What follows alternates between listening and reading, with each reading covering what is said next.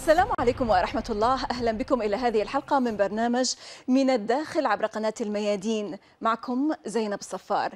لعل فنزويلا اليوم تواجه أعتى عدوان إمبريالي على الإطلاق عاشته الجمهورية منذ 200 عام، إلا أنها تواصل بإصرار وحزم ويقين قيادة المعركة ضد التدابير الأحادية التي تتخذها الولايات المتحدة الأمريكية وحلفاؤها لتقويض السيادة والدبلوماسية وتهديد اقتصاد الحكومة التي يقودها الرئيس نيكولاس مادورو.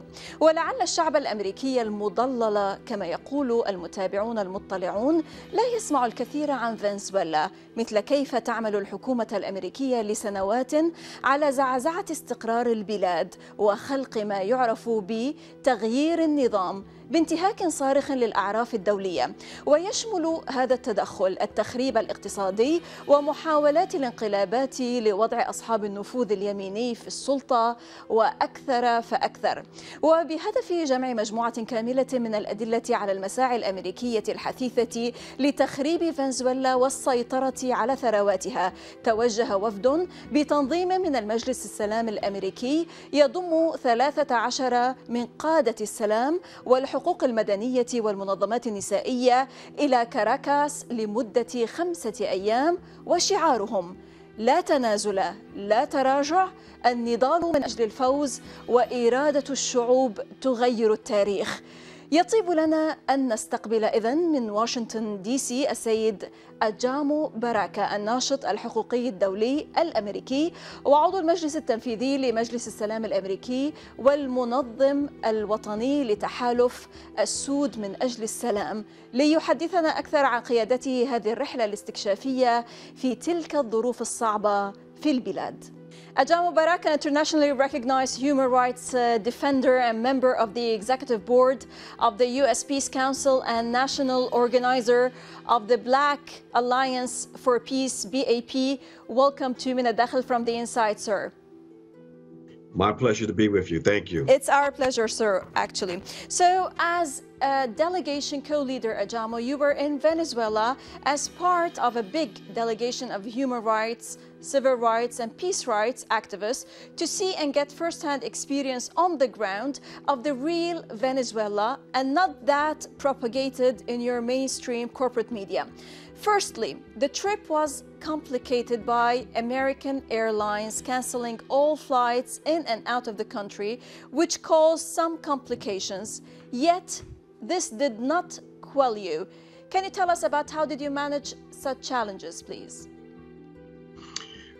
Yes, it was a very calculated effort, it appears to be, on the part of American Airlines and their pilot association to create a sense of chaos in the country. What it posed for our delegation was that a number of individuals who had connecting flights from Miami into Caracas were forced to reconnect with other airlines in order to get into the country. We had that situation going into the country and also coming back. We found that they continued with their embargo against Venezuela, and it meant that we had a number of our delegates who were forced to stay in the country days after we were scheduled. So again, this was, it appears to be a calculated effort to create almost an alternative reality to what's happening on the ground. Now, Ajamo, you also arrived in the midst of a kind of cyber attack and sabotage of the entire Venezuelan electrical system, which resulted in an almost total blackout of the country, like in 22 states out of 24. For 20 hours or more than that. Ajamo, tell us here about your experience in such circumstances, and how did you understand such an attack against Venezuela and its people? We had a chance to experience the attack firsthand. When we finally landed in Caracas, it was in the midst of the cyber attack. So the airport was without power. When we got into the city, we saw that there were people who were having to line up to get water because of no electric, of course. We can't pump water up into the upper levels of the high-rise apartments. We saw that people didn't have to withdraw money from the ATM because of the absence of electric. This cyber attack represents a illegal attack on the civic infrastructure, civilian infrastructure, which is by international law a violation of international law. So we saw firsthand the consequences, even in the hotel that we were staying in. We saw the consequences of this cyber attack across the country. Observers actually say that the U.S. tried to sabotage the Iranian electrical grid and has used electricity attacks in previous coups. So it seems that this is part of the U.S. coup playbook. It really does. And in fact, we have seen evidence that suggested that this was a centerpiece of their efforts to try to generate popular opposition to the government. But of course, that opposition did not materialize. As a matter of fact, it appears that they may have made a major tactical mistake because many people, even people who were not completely in support of the government, felt that the cyber attack was an assault on their national dignity. And therefore they were supporting the resistance of the Venezuelan people to this kind of intrusive attack. So this is part of the playbook to target the population with the objective that the population will crumble and turn on its own government. But we have seen that that did not happen in Venezuela as it hasn't happened in other places. Why do you believe, Ajamo, that this thing did not materialize? I mean, the intended outcome of such kind of violation and attack against Venezuela and the people of Venezuela, why did it fail? It failed because the coup plotters in the U.S. didn't understand that Venezuela was going through a process of real transformation, that you have a generation now that have embraced the values of the Bolivarian revolution. They have embraced the notion that they have a right to independence, to national sovereignty, and that they are more than prepared to resist any attempts to undermine their process. That solid base of support was reflected, for example, in the election last year that the U.S. claims was illegitimate, but yet almost 7 million people voted for Maduro and the continuation of the process. So there is a solid base of popular support for this process in Venezuela. That's why they miscalculated with this dramatic and reckless assault on the electrical grid in that country. Right, terrific. Now tell us, Ajamo, what have you experienced? Who have you met with? And your findings regarding the pulse of the people of Venezuela and the officials with whom you've met? We had a chance to meet both officials and people on the streets. We had a chance to see the marvelous developments that the Venezuelan people are involved in areas like developing urban agriculture to try to address the issue of food dependency on outside sources. We had a chance to visit communities. For example, one community that was very, very impressive was a community called Katia, 1.5 million people in West Caracas that represents the real base of the Bolivarian process. A community of Black and brown people, working class people who were very proud of the fact that they have not had any slippage in their support for their government and their process. And then we had a chance at the end of the visit, after visiting and talking with the foreign ministers and others, to have a 90-minute session with President Maduro himself to discuss what was happening in the country, in the region, and back in the United States of America. Now, Ajamo, also you have attended an historic meeting with over 100 countries represented in Caracas, Venezuela, in early March. Out of that meeting, the Caracas Declaration was published. What did it focus on? And why is the solidarity by people in the United States of America critical in this sense? The Declaration centered the idea of human solidarity, or solidarity among peoples who understood that there could be an alternative to the global structure that we have right now. And that's why in that solidarity objective, the solidarity of people in the United States is absolutely critical. Critical because of the standing, the situation where we find ourselves right in the middle of empire, and therefore we have a higher responsibility to try to put a brake on these efforts by the U.S. state to undermine the national sovereignty of countries around the world. Mm-hmm. So that is critical for us as human rights activists, as peace activists in the U.S.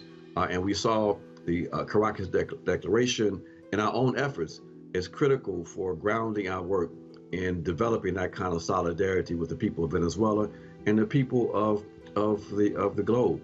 Mm-hmm. Right. Allow us, Ajamo, to stop now for a short break, and then afterwards we're going to talk and detail a bit more on how solidarity is a process and not a slogan, but after the break. إذا فاصل قصير ونعود. لا تذهبوا بعيدا.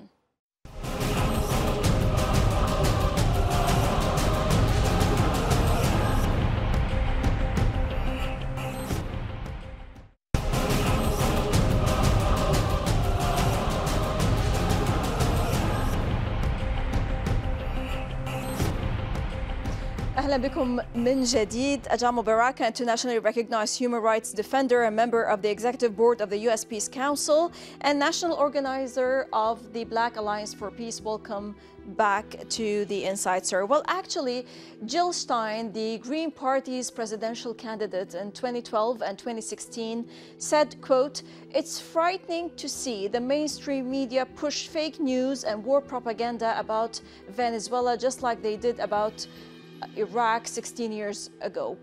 What are your plans in challenging the false narrative on Venezuela, Ajamo, and putting in mind that solidarity is a process and not a slogan?" What this means is that we have to be able to galvanize the American people who understand their critical responsibility as citizens in the U.S. When their state seems to be intent on using its massive military and intelligence power to undermine the solidarity, undermine the sovereignty of nations around the world. It means that it's not enough just to verbalize opposition, but that opposition has to be reflected in stronger organizations and the ability to put pressure on U.S. representatives to be in opposition to these criminal state activities. So this is what we see as a responsibility. We are moving toward developing a strong anti-war, pro-peace in the U.S. And the delegation we took to Venezuela was part of that process. It enhanced our ability to come back to the U.S. and to explain to the people the reality on the ground in that country. Right. Now, former U.S. President Barack Obama declared Venezuela a threat to U.S. national security on 3 different occasions. Why? And does Venezuela actually pose any kind of menace to the U.S. today? The only threat that Venezuela poses to the U.S. and why the Obama administration identified them as a threat is that it represents a model of progress, a potential progress in Latin America and really throughout the world. They saw the Bolivarian process, the process moving toward what they referred to as 21st century socialism as a existential threat to the U.S. And they understood that Venezuela, its importance wasn't just for itself, but for the entire region. And so with the declaration by the Obama administration that Venezuela represented a national security threat, it opened up the floodgates, the legal ability in terms of the U.S. To begin to systematically undermine the sovereignty of that country. Right. And that policy continues under the Trump administration. Right. It continues on and on. Actually, the Black Alliance for Peace tend to make a connection between the economic, political, and ideological war being waged against Venezuela and the war being waged against all Africans, including the African or Black working class and poor in the US of A. Why do Afro-Venezuelans say today, we want peace, but we are ready for war? They say that they understand that they're in the crosshairs of U.S. Destabilization. And like all rational people, they would like to live in peace and have the ability to develop their own process and take care of their families and live lives without violence. But they understand that they have to be prepared to defend their process from a state that seems to be intent on undermining their progress. So they say to Black people in the United States and other people in the U.S. That we want peace, but we are prepared to struggle, and that we should, those of us in the U.S., should take that message to our people and remind people, in particular Black people in the U.S., that Venezuela is a nation of people of color, and that a central component of the leadership are people of color and Black people, and specifically, and that if they align themselves with the Trump administration and the Democrats that support the Trump administration in this attack on Venezuela, that they are in fact aligning themselves with a expression of white power, in a sense. Mm-hmm. So that is our message to our people back in the United States of America. Mm-hmm. Now, in the same context, Ajamo, NATO is a US European instrument for continued colonization of the world. We saw that in the year 2011, NATO led attack on Libya, the most prosperous African country, and this war destabilized the African continent.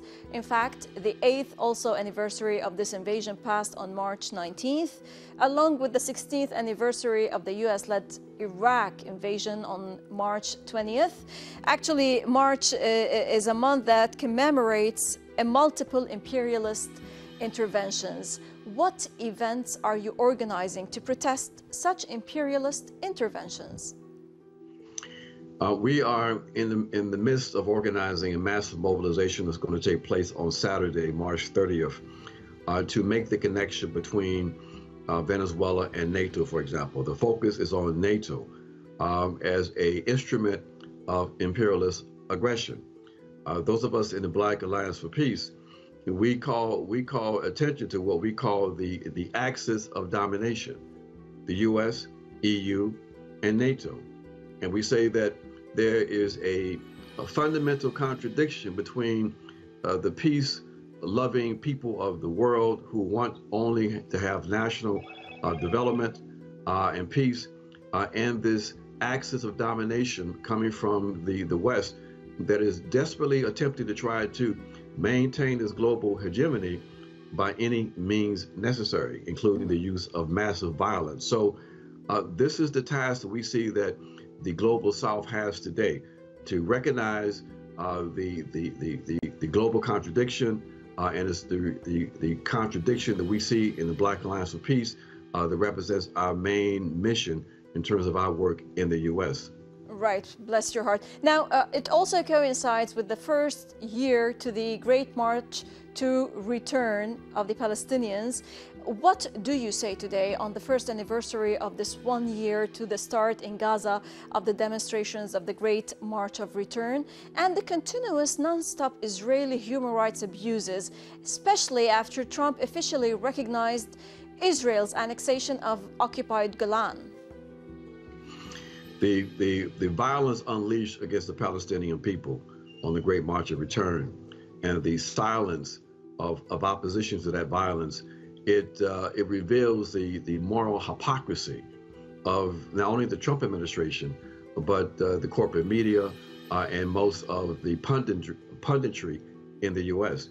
And it suggests that any argument that the Trump administration and the Democrats raise about their concerns about the humanity of people in Venezuela should be contrasted with the support that they gave to the slaughter of Palestinian people by the Israeli authorities. The fact that, that hundreds of people can be murdered and thousands injured without any moral outrage from the West, again, reveals the kind of lawlessness and moral hypocrisy that we believe characterizes the position of the West today. So when they talk about their commitment to traditional values, all of us who are colonized and oppressed, we need to be on guard, because those traditional values seem to be values that don't recognize our collective humanity. Right. Now, my last question for you, Ajamo. Russian officials and pro-Kremlin lawmakers said that Venezuela,